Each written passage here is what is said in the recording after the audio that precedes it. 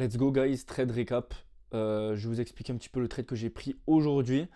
La semaine, comme vous l'avez vu sur Insta, la semaine et même sur le Discord, la semaine dernière était pas fameuse. En tout, j'étais à moins 1%. Mais là, juste avec ce trade, j'ai tout rattrapé. Comme quoi, même deux trois pertes avec un beau trade gagnant, ça peut être rattrapé. Donc, je vais expliquer toute l'analyse que j'ai effectuée. Ok. Donc, qu'est-ce que j'ai vu tout d'abord qu'en weekly, on avait pris tous les lots, ok? On a vu pardon, pas tous les lots, on a pris le lot de la semaine précédente qui a été pris, ok? Moi, j'aime bien quand ça arrive, surtout en weekly, parce que ça m'indique que le prix peut potentiellement aller plus haut, ok? Les low weekly et les high weekly, c'est des grosses zones de liquidité que j'aime bien. Pareil en daily, regardez. Bon, après, quand j'ai pris la position, la bougie en daily, elle était à ce niveau-là, elle était comme ça, ok, mais elle était quand même en train de sweep. Elle a sweep ce lot et ce lot daily. Elle a sweep les 2 jours précédents. En plus, où est-ce qu'on est? Regardez bien, on est dans un gros fair value gap en daily, ok, et on est également sur les 50% de tout cette hausse. Non, pardon, on n'est pas du tout dans les 50%. Ah si, pardon. On est dans les 50%, c'est les 68 que j'ai mis ici, je sais pas pourquoi, je m'en fous de cela. Tac. On est dans les 50% de ce gros mouvement-là, on les voit pas, c'est en clair. Ici, on est parfaitement en train de les rejeter, donc ça, c'est magnifique.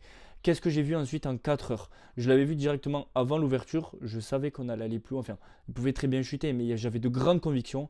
Ça, c'est un trade à très forte probabilité. On a pris ce lot ici, ce lot ici, ce lot ici. La bougie en 4 heures a clôturé là. Donc c'est super magnifique, c'est un sweep. Si on avait clôturé en dessous, c'était une cassure. J'aurais cherché des ventes pour aller chercher d'autres liquidités plus basses. Là, on a sweep, donc c'est magnifique. En 1 heure, c'est la même chose. Cette bougie-là, on peut se dire qu'elle a cassé, mais c'est les plus grandes unités de temps qui comptent. Le 4 heures, on a sweep, le 1 heure, non. Mais qu'est-ce qu'on a fait en 1 heure? On a sweep ce lot, ok? Donc pour moi, c'est quand même valable. Ensuite, qu'est-ce que j'ai attendu en 15 minutes? J'ai vu que, quand même, faut pas se mentir, le mouvement de la semaine dernière et même début de semaine, c'est vraiment baissier. Regardez ce mouvement baissier. Mais du coup, qu'est-ce que j'ai attendu? Du coup, ça a laissé beaucoup de fair value gap. J'ai attendu une inversion de ce fair value gap là. Si vous regardez ici, on a un fair value gap en 15 minutes. Certes, on a d'autres ici, mais j'étais convaincu que si on inversait celui-là, on avait de grandes chances d'aller plus haut. Mais je pouvais très bien me tromper, qu'il réagisse là et qu'il aille plus bas et que c'était ça la liquidité. Mais en 4 heures, tout ce qu'on a suivi, c'est beaucoup plus puissant que un simple high en 15 minutes. Vous voyez ce que je veux dire? Enfin, un simple fair value gap en 15 minutes. Donc, ensuite, qu'est-ce que j'ai attendu? J'ai attendu inversion. On a formé un nouveau gap en 15 minutes. J'ai attendu qu'on revienne dedans. Et ensuite, j'ai attendu confirmation. Je ne suis pas rentré bêtement dans le 15 minutes. J'aime beaucoup ce genre de setup parce que c'est un peu les poupées russes. J'attends les mêmes choses partout. 1 minute, fair value gap baissier. On l'inverse. On revient le retest. Vous voyez qu'on a un fair value gap en 1 minute. Si on le regarde bien, clac. On le retest. On l'inverse. On reteste le nouveau qu'on a formé ici. Je suis rentré à la réaction. Je voulais rentrer plus bas malheureusement, mais avec le décalage, à chaque fois quand j'appuie sur le bouton, entre le fait que j'appuie sur le bouton et que je rentre dans le trade, il y a un décalage. Donc je voulais rentrer par là, c'est dommage, mais c'est quand même très bien. Vous voyez qu'après on était choppy, c'est-à-dire qu'on bougeait pas trop. Et, euh, et là, on est parti à l'os. Et j'étais convaincu qu'on aille plus haut.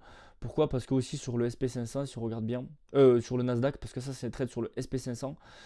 Sur Nasdaq, regardez, on avait déjà inversé ce fair value gap là. Je savais qu'on allait chercher cette liquidité là et même pourquoi pas cette liquidité là. C'est pour ça que j'aime bien laisser deux petits runners. Là, c'est deux contrats que je parle, au moins à ce niveau là. Ok. Ensuite, ben, c'est un peu tout ce que j'ai à dire. Je pris TP1 ici. Je prends des TP un peu rapides sur ce genre de setup parce qu'on est quand même dans un mouvement baissier. Ce qui fait que le prix peut réagir sur n'importe quel fair value gap. Ok, donc moi j'aime bien prendre des TP sur des endroits de liquidité. Ok, donc j'ai pris un TP sur ce high en M15, sur ce high là parce qu'on a un fair value gap. Il aurait pu très bien réagir sur ce fair value gap et descendre. Il faut voir les TP comme des endroits où c'est comme si vous preniez une vente en fait, parce que quand vous prenez un TP et que vous êtes à l'achat, c'est que vous vendez. Et donc j'ai pas vendu là évidemment, hein, mais vendre sur ce fair value gap en 15 minutes, c'est cohérent. Ok, évidemment, je ne l'ai pas fait parce que je suis à l'achat et puis c'est pas du tout le bon biais. Mais ce que je veux dire, c'est que les TP doivent être à des endroits où le prix peut se retourner. Pareil, ici, on a des equal high, on a une liquidité interne. Donc, j'ai décidé de prendre des TP là et en faire un TP ici sur ce fair value gap. Et sur ce high là, j'ai laissé deux runners, j'ai pas beaucoup encore en cours, évidemment, deux contrats sur les 21 que j'ai au total, c'est rien, mais j'aime bien laisser un petit peu pour profiter du mouvement qui reste un petit peu. Je suis ABE, vous voyez, ça fait un très beau ratio de 4,64.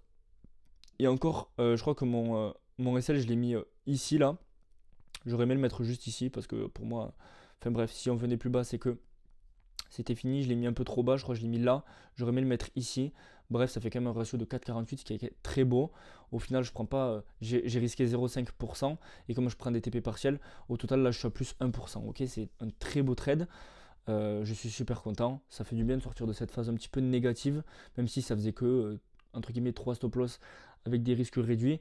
Mais voilà, avec un TP, j'arrive à rattraper toutes les pertes que j'ai fait avant. Voilà. Donc là, je le sens très bien cette semaine. On va partir sur une belle phase. Regardez comment on n'a jamais cassé les moyennes mobiles, comment c'est magnifique en 5 minutes. Pareil, je crois en 3 minutes. Regardez, on les a jamais cassés.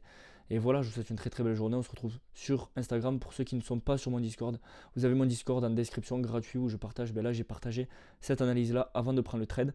Je vais bientôt me lancer dans les lives. Donc voilà, on se retrouve très prochainement pour un nouveau trade recap le plus rapidement possible. Allez, ciao.